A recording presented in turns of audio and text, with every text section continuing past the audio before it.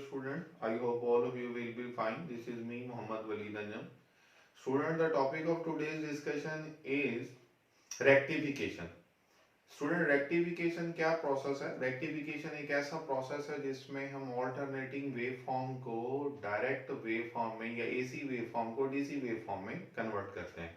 और वो डिवाइस जो इस पर्पस के लिए इस्तेमाल की जाती है उसे हम रेक्टिफायर का नाम देते हैं। तो हम अगर रेक्टिफिकेशन की डेफिनेशन लिखें तो हम लिखते हैं the process in which AC waveform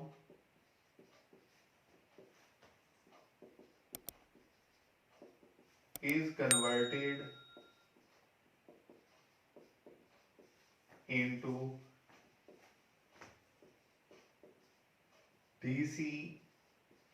waveform is called rectification. हम उस प्रोसेस को क्या नाम देते हैं?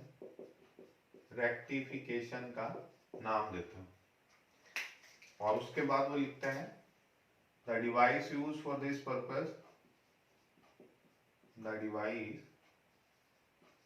Use for this purpose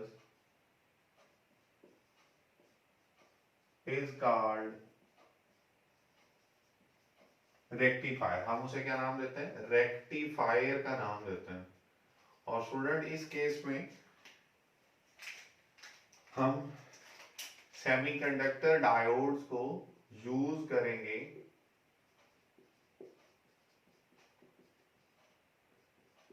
as a rectifier. जो एक डायोड होता है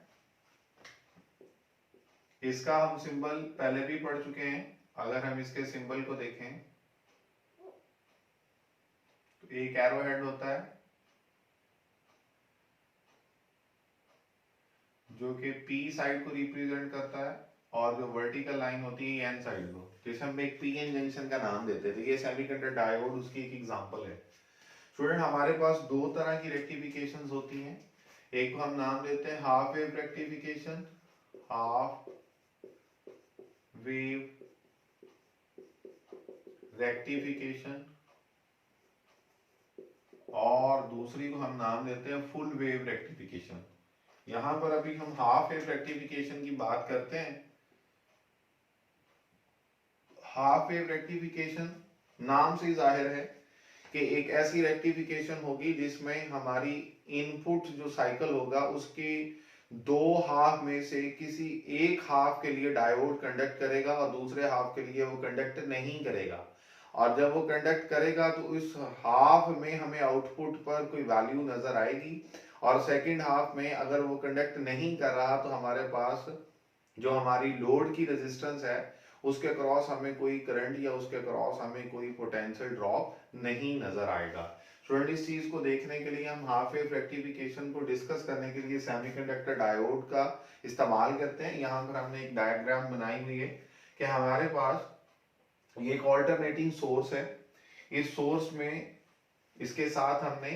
एक डायोड को कनेक्ट किया और एक एक्सटर्नल रेजिस्टर जो कि एक लोड रेजिस्टर कहलाती है, हमने उसको यहाँ पे कनेक्ट किया। मैंने दो डायग्राम्स बनाई हैं, मैं एक को एक्सप्लेन करूंगा पहले, उसके बाद फिर दूसरे को एक्सप्लेन करूंगा, क्योंकि हमारी बुक में सिर्फ एक ही डायग्राम बनी हुई।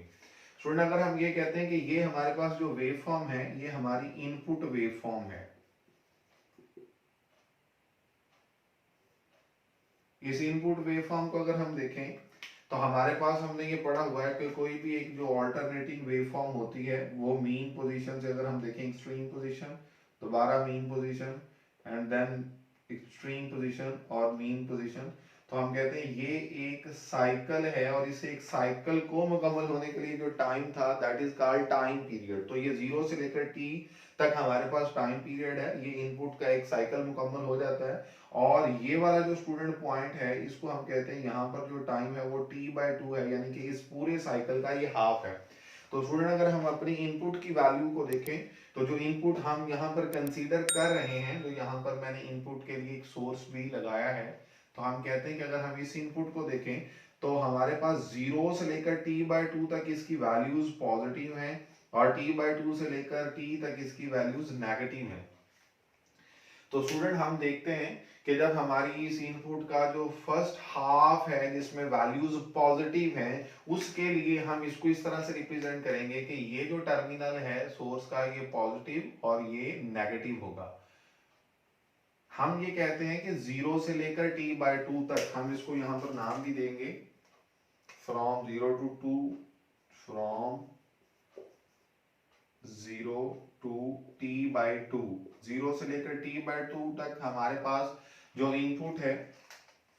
उसकी वैल्यू पॉजिटिव है और इस लिहाज से ये टर्मिनल हमारा पॉजिटिव होगा। और अगर हम positive terminal of the source को अपने डायोड की पी साइड से या पी रीजन से मिला दें और हमारे पास जो नेगेटिव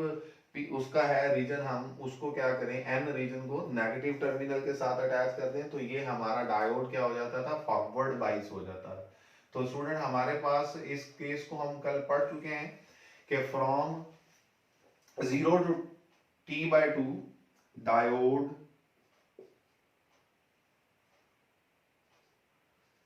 becomes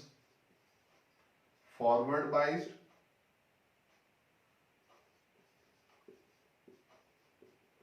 और अगर वो फॉरवर्ड बाइस हो जाता है तो फॉरवर्ड बाइस के लिए हमने जो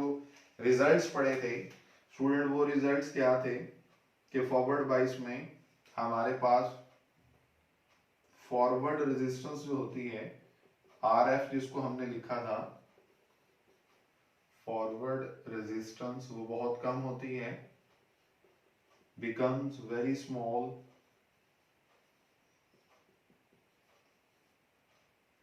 और हम कहते हैं कि उस केस में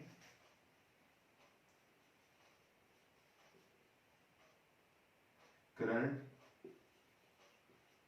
passes थ्रू डायोड, क्योंकि उस केस में जो हमारा डायोड होगा वो एज ए ऑन स्विच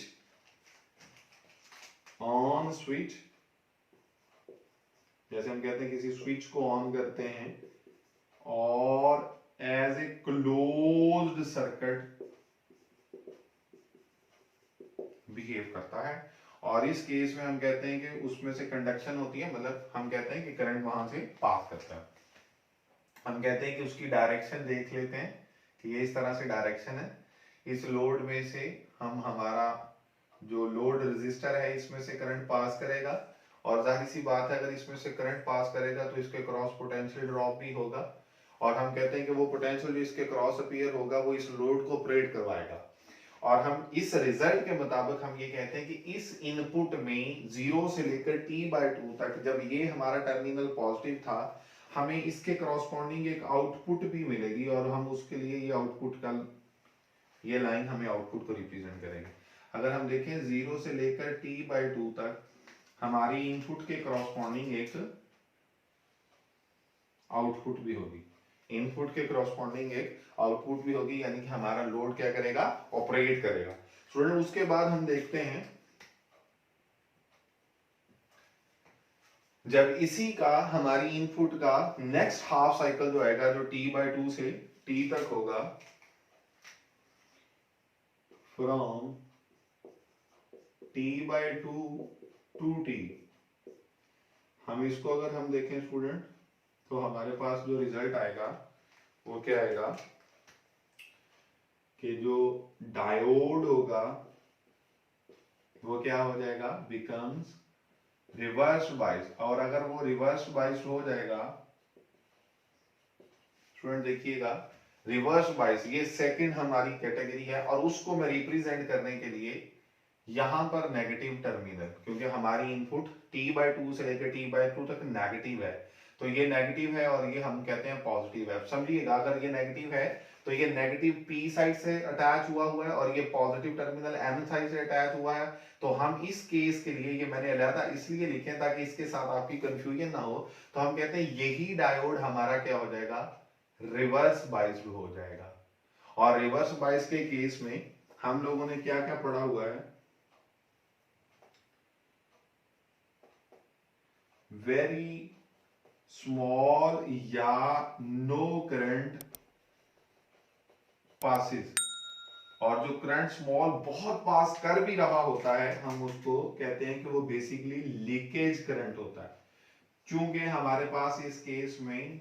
जो रिवर्स रेजिस्टेंस है वो बहुत लार्ज हो चुकी हो जाती, वेरी लार्ज रिवर्स रेजिस्टेंस। तो स्टूडेंट इस रिजल्ट में हमारे पास क्या होगा, अगर यहां से जब ये रिवर्स बाइस हो जाता है, और हमने रिवर्स बाइस में भी पढ़ा हुआ है, रिवर्स बाइस में क्या होता है कि हमारा यही डायोड एज ए एक स्विच काम करता है जो कि ऑफ है, और जब स्विच ऑफ होता है तो हम किसी भी चीज को कहते हैं जिसको हमने उस स्विच के साथ कनेक्ट किया होता है वो ऑपरेट नहीं कर रही होती, और हम ऑफ स्विच को हम ये भी नाम देते हैं कि उस वक्त हमारा सर्किट क्लोज नहीं होता बल्कि ओपन हो जाता है। तो हम इसके लिए मैं पॉइंट यहां पर भी लिख देता हूं, ऑफ स्विच या ओपन सर्किट। हमारा वही diode as an open circuit behave करेगा, और अगर सर्किट ओपन हो जाए तो हमें पता है कि करंट वहां से पास नहीं करता। जब करंट यहां से पास नहीं करेगा और लोड रेजिस्टर में से नहीं गुजरेगा तो वो लोड ऑपरेट नहीं करेगा, और अगर वो लोड ऑपरेट नहीं करेगा तो उस केस में हमारे पास आउटपुट पर कोई करंट की हम कहते हैं जो वैल्यू नहीं होगी, उसकी वैल्यू 0 होगी। और इस केस में हमारे पास आउटपुट पर हम देख भी सकते हैं तो कोई करंट पास नहीं कर रहा है, जिसकी वैल्यू को फिर हम क्या कंसीडर करेंगे, 0 कंसीडर करेंगे। और स्टूडेंट इसके बाद फिर नेक्स्ट पॉजिटिव हाफ साइकिल आ जाएगा, और फिर उस पॉजिटिव हाफ साइकिल में यही डायोड फिर दोबारा से फॉरवर्ड बाइस हो जाएगा, और फिर हमें आउटपुट पे वैल्यू आएगी। और नेक्स्ट हमारे पास क्या हो जाएगा, नेगेटिव हाफ साइकिल हो जाएगा, और उस नेगेटिव हाफ साइकिल में यही डायोड अगेन क्या हो जाएगा, रिवर्स बाइस हो जाएगा, और हमें आउटपुट पर कोई वैल्यू नहीं आएगी, या हम ये कह सकते हैं कि आउटपुट पर हमारे पास 0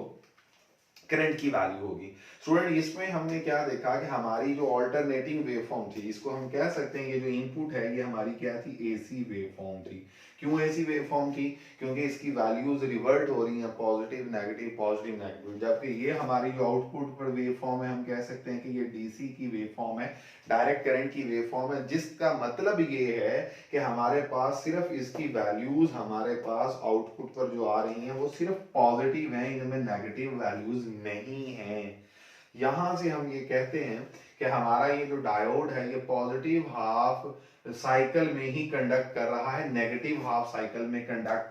नहीं कर रहा। स्टूडेंट मैंने इसके साथ एक दूसरी डायग्राम क्यों बनाई कि अगर मैं यही सारी कंडीशन को वैसी रहने दूं, इनपुट मेरी वही रहे, जो मैंने यहां पर दी है वही इनपुट मैं इस केस में दूं, लेकिन इस इनपुट में मैं क्या करूं, रजिस्टर भी वही है, इनपुट भी मैं, हमारे पास ये जो डायोड है इसको मैंने अगर रिवर्स कर दिया, इस तरह से कर दिया कि ये साइड N है और ये P है, यानी कि इस केस में हमारे पास इसी इनपुट के लिए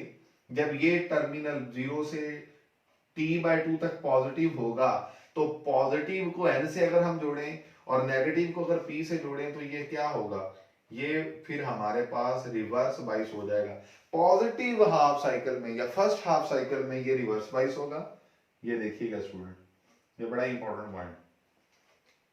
और हमारे पास नेगेटिव हाफ बाइस में, नेगेटिव हाफ साइकिल में फिर ये क्या हो जाएगा, फिर ये फॉरवर्ड बाइस हो जाएगा। और अगर ये पॉजिटिव में फॉरवर्ड बाइस नहीं हो रहा तो हमारी आउटपुट पर, यहां पर मैं इसको भी आउटपुट लिख देता हूं ताकि आप लोगों को कोई कंफ्यूजन ना हो। और जब ये रिवर्स बाइस हो जाएगा तो हम कहते हैं कि हमारे पास इस केस में पॉजिटिव हाफ साइकिल में इसमें से कोई करंट पास नहीं करेगा, या करंट की वैल्यू 0 हो जाएगी। स्टूडेंट नेक्स्ट देखते हैं, नेक्स्ट हमारे पास जब T/2 से T, क्योंकि इनपुट तो वही है, इनपुट को मैंने चेंज नहीं किया, T/2 से T तक ये चूंकि नेगेटिव, जैसे यहां पर मैंने इसको, बल्कि हम ऐसे करते हैं लाइन लगाकर ये लिख भी देते हैं, ये इनपुट का फर्स्ट हाफ है और यही हमारी इनपुट का ये सेकंड हाफ। तो फर्स्ट हाफ में अगेन इसी को हम यहां पर भी देख लेते हैं, फर्स्ट हाफ में हमारे पास यहां पर जो पॉजिटिव था, सेकंड हाफ में वो नेगेटिव हो जाएगा। और ये वही वैल्यू, क्योंकि इनपुट को हमने चेंज नहीं किया, हमने सिर्फ इस डायोड को रिवर्स किया हुआ ताकि इस केस में देख सके कि रिजल्ट क्या आता है। और इस केस में स्टूडेंट हमारे पास अगर ये नेगेटिव होगा और ये पॉजिटिव होगा तो आप देख सकते हैं नेगेटिव एन के साथ और पॉजिटिव पी के साथ अटैच हुआ है। तो इस केस में हमारे पास यही डायोड फॉरवर्ड बाइस हो जाएगा। मैं इस जगह पर लिख रहा हूँ कि फॉरवर्ड बाइस है, पहले में ये क्या था, रिवर्स बाइस था। तो जब ये फॉरवर्ड बाइस नेगेटिव हाफ साइकिल में होगा तो स्टूडेंट आउटपुट फिर हमें नेगेटिव हाफ साइकिल में मिल जाएगी, और पॉजिटिव हाफ साइकिल में हमारे पास कोई आउटपुट नहीं थी। इसके बाद फिर पॉजिटिव आएगा, फिर जीरो, और फिर नेगेटिव आएगा तो फिर हमें आउटपुट मिल जाएगी। तो इस केस में स्टूडेंट हमारे पास आउटपुट आ रही है, लेकिन पॉजिटिव की बजाय नेगेटिव हाफ साइकिल्स में आउटपुट आ रही है। तो लाजमी नहीं होता कि सिर्फ पॉजिटिव में और हमारे पास आउटपुट आए, नेगेटिव में ना आए, ऐसा नहीं होता। अगर पॉजिटिव में आउटपुट हमें मिल रही है तो नेगेटिव में जीरो होगी, और अगर नेगेटिव में मिल रही है तो पॉजिटिव में जीरो होगी। ये केस मैंने इसलिए बताया ताकि आपको कंपैरेटिवली समझ आ सके, क्योंकि बच्चे समटाइम इसमें कंफ्यूज भी हो जाते हैं। स्टूडेंट इसी के साथ हम देखते हैं कि हमारा जो नेक्स्ट है, जिसमें हमने हाफ वेव रेक्टिफिकेशन के बाद नेक्स्ट जो पॉइंट है वो है हमारा full wave rectification. Full wave rectification. अब अगर हम हाफ वेव रेक्टिफिकेशन का स्टूडेंट रिजल्ट लिखें तो हाफ वेव रेक्टिफिकेशन का रिजल्ट क्या था, मैं बेसिकली ये चाह रहा हूं कि मैं इन दोनों को इकट्ठा लिखूं, लेकिन मैं इसलिए यहां पर लिख रहा हूं ताकि बाद में कंपैरिजन भी करवा सकूं। The process in which only half cycle of input is converted into output, जिसको हम आसानी से ये कह सकते हैं कि ओनली हाफ साइकिल के अंदर, चाहे वो पॉजिटिव हो या नेगेटिव हो, आउटपुट हमें मिलेगी, और हाफ साइकिल में हमें आउटपुट नहीं मिलेगी। इस वजह से हम इसको क्या नाम देते हैं, हाफ वेव रेक्टिफिकेशन का नाम देते हैं। स्टूडेंट जो फुल वेव रेक्टिफिकेशन है उसको समझने के लिए देखते हैं। अब स्टूडेंट हम फुल वेव रेक्टिफिकेशन को देखते हैं। फुल वेव रेक्टिफिकेशन में हमारे पास क्या है कि यही इनपुट जो हमने वहां पर अप्लाई की थी, ये जो इनपुट है, ये मैं यहां पर इसको लिख भी देता हूं कि ये हमारे पास इनपुट है, और एक इनपुट को जो साइकिल अपना मुकम्मल करती है उसके लिए जो टाइम चाहिए वो टाइम पीरियड कैपिटल टी के बराबर होता है, और फिर ये हमारे पास क्या होगा, हाफ होगा उस टाइम का। और अगर हम देखते हैं कि इस 0 से t/2 तक इस इनपुट की वैल्यूज अगेन पॉजिटिव हैं, और t/2 से लेकर t तक नेगेटिव है, और फिर नेक्स्ट पॉजिटिव, फिर नेगेटिव। स्टूडेंट इस केस में अगर हम देखें हमारे पास क्या रिजल्ट आएगा, तो इस केस में जब हमारी इनपुट फ्रॉम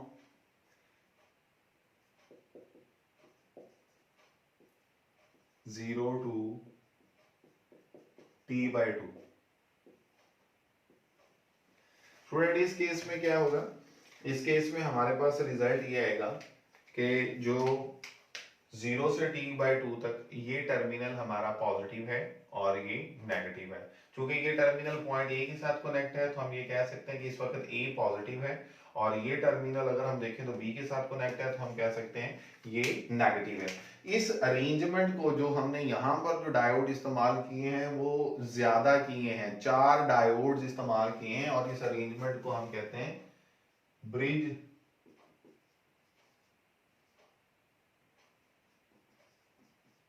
टाइप अरेंजमेंट। और इस ब्रिज टाइप अरेंजमेंट में कितने नंबर ऑफ डायोड्स हम इस्तेमाल कर रहे हैं, 4 डायोड्स इस्तेमाल करते हैं, और जिनको हमने यहाँ पर नाम भी दिया हुआ है D1, D2, D3 और D4। ये एक ब्रिज टाइप अरेंजमेंट है, जैसे एक ब्रिज होता है ना, ये एक ब्रिज है और ये भी एक ब्रिज है। और इस ब्रिज में हमने इन दो पॉइंट्स को A और B को किसके साथ अटैच किया हुआ है, सोर्स के साथ अटैच किया हुआ है, जो कि हमारी इनपुट है, और ये जो दो टर्मिनल्स हैं इस ब्रिज के, इसको हमने अटैच किया हुआ है लोड रेजिस्टर के साथ। स्टूडेंट देखें कि हमारे पास क्या होता है इस केस में, चूंकि हम प्रोसेस तो पहले से ही समझते हैं, ये जो डायोड है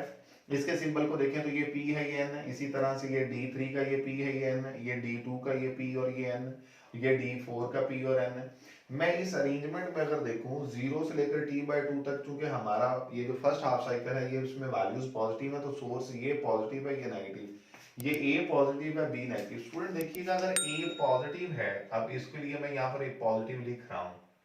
ठीक है, ताकि आपको समझ आ सके, और बी के लिए मैं यहाँ पर नेगेटिव लिख रहा हूँ ताकि आपको क्लियर करूँ। ये जो पॉजिटिव है ये पी के साथ अटैच हुआ हुआ है, तो स्टूडेंट ये वाला डायोड हमारा क्या हो जाएगा, फॉरवर्ड बाइस हो जाएगा। और इसी तरह से यही पॉजिटिव इस एन के साथ जुड़ा हुआ है, तो ये क्या हो जाएगा, रिवर्स बाइस हो जाएगा। और इसी तरह से अगर इस एंड को देखें तो ये नेगेटिव इस एन के साथ जुड़ा हुआ है, तो ये क्या हो जाएगा, फॉरवर्ड बाइस हो जाएगा। और ये नेगेटिव इस P के साथ जुड़ा हुआ है, तो ये क्या हो जाएगा, रिवर्स बाइस हो जाएगा। तो स्टूडेंट 0 से लेकर T/2 तक हमने क्या देखा, D1 एंड D3 ये क्या हुए, आर फॉरवर्ड बाइस, ये फॉरवर्ड बाइस हो गया, ठीक है जी। D1 और D3 ये फॉरवर्ड बाइस हो गया, और इसी तरह जो D2 और D4 थे वो क्या हो गया, रिवर्स बाइस हो गया। D2 and D4 are reverse bias, ये रिवर्स बाइस हो गया। अगर स्टूडेंट अब हम देखें जो फॉरवर्ड बाइस है उसके लिए मैंने आपको कॉन्सेप्ट पॉइंट भी दिया है कि वो हमारे पास ऑन स्विच या क्लोज सर्किट, मैं लिख भी देता हूं ऑन स्विच या क्लोज सर्किट, और जो रिवर्स हो गया वो हमारे पास ओपन सर्किट या ओपन सर्किट या ऑफ स्विच के तौर पर काम करते हैं। तो ये भी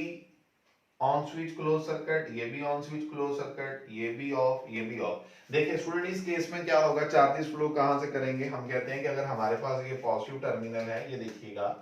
यहां से चार्जेस फ्लो करेंगे, चार्जेस का फ्लो हम उसके लिए बुक में एरोज भी लगे हुए हैं, मैं यहाँ पे भी एरो लगा देता हूँ, ये देखें पॉजिटिव, यहां से ये चूंकि फॉरवर्ड बाइस, तो यहां से चार्जेस पास कर सकते हैं, ये चार्जेस यहां से पास करेंगे, इधर क्यों नहीं जाएंगे, इस पॉइंट पर देखें ना, इस पॉइंट पर आके चार्जेस इधर भी जा सकते थे, इधर ये इधर क्यों गया, इधर क्यों नहीं गया, क्योंकि ये फॉरवर्ड बाइस है, ये पाथ ऐसा है जो कि क्लोज सर्किट को रिप्रेजेंट कर रहा है या ऑन स्विच को रिप्रेजेंट कर रहा है, और ये पाथ ऐसा है जो कि ओपन सर्किट है, यहाँ चार्जेस ओपन सर्किट में, मतलब एक किस्म की आप ये कह सकते हैं कि तार अगर कट की हो तो वहां से चार्जेस पास नहीं करते, तो इधर करंट नहीं जाएगा, तो चार्जेस इस पाथ को फॉलो करेंगे और इस पाथ के जरिए से यहां से होते हुए इस रेजिस्टर में से, जो कि लोड रेजिस्टर है, इसमें से गुजरेंगे। यहां पर भी इस पॉइंट पर इनके पास दो ऑप्शंस थी, ये इधर से रेजिस्टर पे भी जा सकते थे और इधर भी जा सकते थे, चूंकि ये रिवर्स बाइस्ड है इस वजह से चार्जेस इधर नहीं गए, क्योंकि रिवर्स बाइस में हमने कहा कि ओपन सर्किट, इधर चार्जेस नहीं जाएंगे, और इस पाथ को फॉलो करते हुए फिर ये यहां से होते हुए इस तार के जरिए से या इस कंडक्टर के जरिए से हम कहते हैं यहां पर ऐसे, ये जो हमने ये जो पॉइंट इस तरह से लगाया, इसका मतलब ये होता है कि ये जो दो कनेक्टिंग वायर्स हैं ये आपस में अटैच नहीं है, ये एक दूसरे से अलग अलग है, इसलिए चार्जेस यहाँ से है और इसी में से पास करें और इसमें पास नहीं करें क्योंकि ये इससे अलग है। तो यहाँ से आके यहाँ अगेन इनके पास दो पॉइंट ऑप्शन है, या ये इधर जा सकता है या ये इधर जा सकता है, क्योंकि इस पॉइंट को अगर हम देखें तो ये तो ओपन सर्किट इधर तो नहीं जाएगा, और ये फॉरवर्ड बाइस है, और फॉरवर्ड बाइस को हमने जैसे मैंने यहाँ पर कहा था क्लोज सर्किट है, तो चार्जेस इस पॉइंट पर ऐसे फ्लो करेंगे, ठीक है जी, यहां से इधर जाते हुए और इधर से फिर इधर और इधर से पास करते हुए इसमें से होते हुए, और ये देखें पॉजिटिव से स्टार्ट होकर साइकिल जो है वो हमारा जो पाथ था वो कंप्लीट हो चुका, और हम कहते हैं कि हमारे पास उस केस में जो इनपुट का पॉजिटिव हाफ साइकिल है उस केस में हमारे पास आउटपुट भी अपीयर होगा, तो हम इसको लिख देते हैं आउटपुट। उसके बाद स्टूडेंट नेक्स्ट केस पर आ जाए, नेक्स्ट केस में क्या है हमारे पास फ्रॉम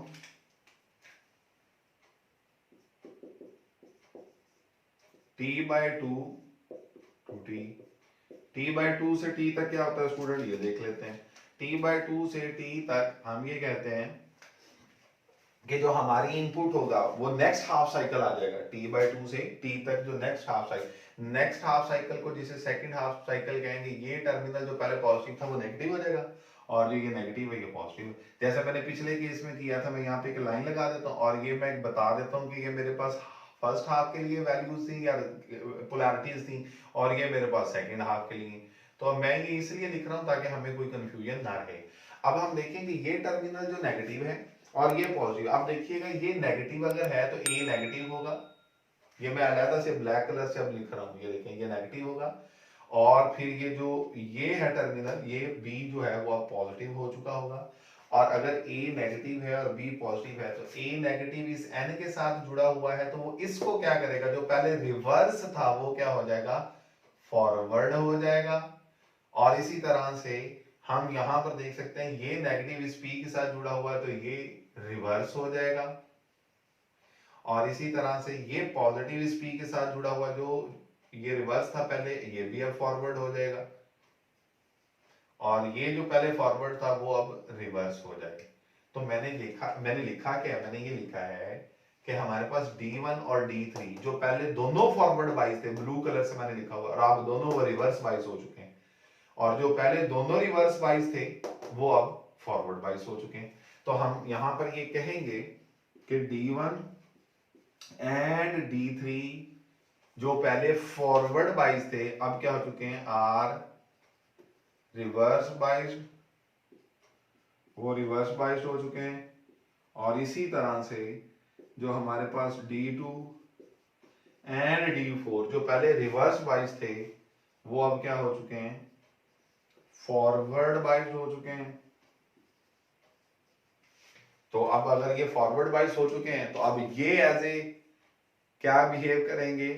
ऑन स्विच और क्लोज सर्किट, और अब करंट इनके जरिए से पास करेगा। और इसके लिए मैं फिर अगेन ब्लैक कलर का इस्तेमाल करूंगा। देखिए स्टूडेंट इस केस में चूंकि ये टर्मिनल हम कहते हैं हमारे पास नेगेटिव है और ये पॉजिटिव है, तो हमारा जो रिजल्ट होगा वो इस केस में क्या हो जाएगा। अब अगर हम देखें तो हमारे पास जो यहां से ये पॉजिटिव टर्मिनल से चार्जेस स्टार्ट होंगे, और अगर हम ये देखें कि ये पॉजिटिव से स्टार्ट होंगे तो ये पॉजिटिव, ये बेसिकली पॉइंट है, ये देखें इधर से ऐसे आएगा, चार्जेस ऐसे पास करेंगे और इधर जाएंगे। इधर क्यों जाएंगे, क्योंकि ये फॉरवर्ड बाइस है। और इधर क्यों नहीं जाएंगे, क्योंकि ये रिवर्स बाइस। और इधर से होते हुए इधर आएंगे, इधर क्यों नहीं जाएंगे, क्योंकि ये रिवर्स बाइस हो चुका है, ये तो ओपन सर्किट, इधर तो जाएंगे नहीं। तो मैं उसके लिए ना ब्लैक कलर से लाइन लगाता हूं ताकि आप लोगों को समझ आ सके। पहले मैंने रेड कलर से लगाई थी, अब मैं ब्लैक। तो ये देखें अब ये टर्मिनल चूंकि पॉजिटिव है तो यहां से चार्जेस ऐसे फ्लो करेंगे और इसमें से होते हुए और इधर से होते हुए और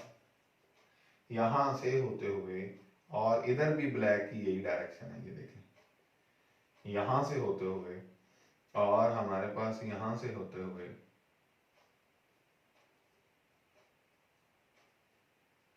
ठीक है जी, यहां से होते हुए इस ब्लू लाइन से होते हुए इधर, और फिर ये चूंकि फॉरवर्ड वाइज हो चुका है इधर जाएंगे, इधर नहीं जाएंगे जो ये रिवर्स वाइज, इधर से होते हुए और इस पॉइंट्स के बाद इधर से होते हुए ये यहां पर आ जाएंगे, और ये नेगेटिव पे आके ये इनका साइकिल पॉजिटिव से शुरू हुआ, और ये देख सकते हैं आप यहां से। मैं इसलिए बाद में इंडिकेट भी कर रहा हूं ताकि आपको कंफ्यूजन ना रहे। तो ये साइकिल मुकम्मल हो गया स्टूडेंट। अब इस केस में हमारे पास क्या रिजल्ट हुआ, नेगेटिव हाफ साइकिल में भी T/2 से T/2 से T तक ये हमारा नेगेटिव हाफ साइकिल था इनपुट का, इसमें भी आउटपुट हमारी अपीयर हो रही है। कैसे अपीयर हो रही है, लोड रेजिस्टर में से करंट पास कर रहा है। स्टूडेंट आप देखें मैंने यहां पर इस लोड रेजिस्टेंस में से जो दो एरोज लगाए हैं, जो रेड कलर का एरो है वो मैंने आपके लिए पॉजिटिव हाफ साइकिल के लिए करंट की डायरेक्शन थी इस रेजिस्टर में से, और नेगेटिव हाफ साइकिल में भी जो रेजिस्टर में से गुजरने वाले करंट या लोड रेजिस्टर में से गुजरने वाले करंट की डायरेक्शन है, क्या स्टूडेंट वही नहीं है, सेम है ना। और अगर इन दोनों की डायरेक्शन सेम है तो पॉजिटिव हाफ साइकिल के लिए अगर ये रिजल्ट आया था तो नेगेटिव हाफ साइकिल के लिए भी इसी तरह का रिजल्ट आएगा, बिल्कुल सेम वेवफॉर्म हमारी बन रही होगी। फिर again student positive half cycle आ जाएगा, फिर अगेन D1 और D3 फॉरवर्ड बाइस हो जाएंगे, और जब ये दो फॉरवर्ड बाइस होंगे तो हमारे पास आउटपुट पर ये रिजल्ट आ जाएगा। फिर अगेन हमारे पास नेगेटिव हाफ साइकिल आएगा, D2 और D4 फॉरवर्ड बाइस हो जाएंगे और हमारे पास स्टूडेंट ये रिजल्ट आ जाएगा। तो इस केस में हमारे पास इनपुट के पॉजिटिव हाफ साइकिल में भी आउटपुट आई है और नेगेटिव हाफ साइकिल में भी आउटपुट आई है। तो हम ये कह सकते हैं कि फिर ये पूरी हाफ वेव नहीं बल्कि हम कहते हैं पूरी वेव जो थी वो उसमें उसकी रेक्टिफिकेशन हो चुकी है। इस वजह से स्टूडेंट हम इसे नाम देते हैं फुल वेव रेक्टिफिकेशन। मैं यहाँ पे लिख भी देता हूँ D1 and D3 positive half cycle में और D2 and D4 negative half cycle में, D1 and D3 positive half cycle में और D2 and D4 negative half cycle में हमारे पास जो फॉरवर्ड बाइस हो रहे हैं। तो स्टूडेंट इस केस में हमारे पास ये जो आउटपुट वेवफॉर्म अपीयर हो रही है ये डीसी वेवफॉर्म है। और अगर इसको हम कह रहे हैं डीसी तो क्यों कह रहे हैं, क्योंकि इसकी वैल्यू सिर्फ पॉजिटिव है, इसके लिए नेगेटिव वैल्यू नहीं है इस केस में। और अगर हमारे पास नेगेटिव वैल्यूज नहीं है तो हम कह सकते हैं कि ये हमारी जो ऑल्टरनेटिंग क्वांटिटी थी वो सारी अब पॉजिटिव वैल्यूज हैं तो वो डीसी में कन्वर्ट हो चुकी हैं। स्टूडेंट इसके लिए हम फुल वेव रेक्टिफिकेशन के लिए भी अगर इसका रिजल्ट लिखें तो हम कहते हैं the process in which both half cycles of input are converted into output is called, उसको क्या नाम देंगे, is called full wave rectification. Student यहां पर अगर हम देखें तो जो आउटपुट पर हमें करंट मिल रहा है उसकी वैल्यू जीरो से बढ़ती हैं, पॉजिटिव हायर पॉजिटिव पॉइंट पर जाती हैं, पीक पर जाती हैं, फिर कम होती हैं, फिर जीरो से पॉजिटिव, फिर जीरो से पॉजिटिव, फिर जीरो, फिर। अब हम ये कहते हैं कि इस केस में हमारी ये जो डीसी वेवफॉर्म होती है इसको हम नाम देते हैं pulsating DC. Pulsating DC, pulsating से मुराद जैसे पल्स होती है ना जिसकी वैल्यू बढ़ती है कम होती है, बढ़ती है कम होती है, जीरो से पॉजिटिव हाई और पॉजिटिव हाई से जीरो, फिर जीरो से पॉजिटिव हाई और जीरो, तो हम कहते हैं ये पल्सेटिंग डीसी है। इस पल्सेटिंग डीसी को pulsating DC can be converted into smooth DC into smooth DC with the help of filter circuit. ये जो फिल्टर सर्किट्स होते हैं ये अभी हमारा स्कोप नहीं है, वैसे हम हायर स्टैंडर्ड्स में हम इसे पढ़ेंगे। तो हम कहते हैं ये जो फिल्टर सर्किट्स होते हैं ये बेसिकली इस्तेमाल किए जाते हैं पल्सेटिंग डीसी को स्मूथ डीसी में कन्वर्ट करने के लिए। और इस सर्किट में कैपेसिटर और इंडक्टर्स का कॉम्बिनेशन इस्तेमाल किया जाता है। मैं यहां पर लिख भी देता हूं, combination of capacitors and inductors इस्तेमाल किया। स्टूडेंट ये जो इंपॉर्टेंट ऑब्जेक्टिव के लिहाज से भी पॉइंट है और शॉर्ट आंसर क्वेश्चन में भी पूछा जा सकता है, तो लिहाजा इसलिए मैंने साथ में आपको ये भी बता दिया। आई होप कि आज का लेक्चर आप लोगों को बहुत अच्छी तरह से समझ आ चुका होगा। Please don't forget to like and subscribe my channel and keep good care of yourself. अल्लाह हाफिज।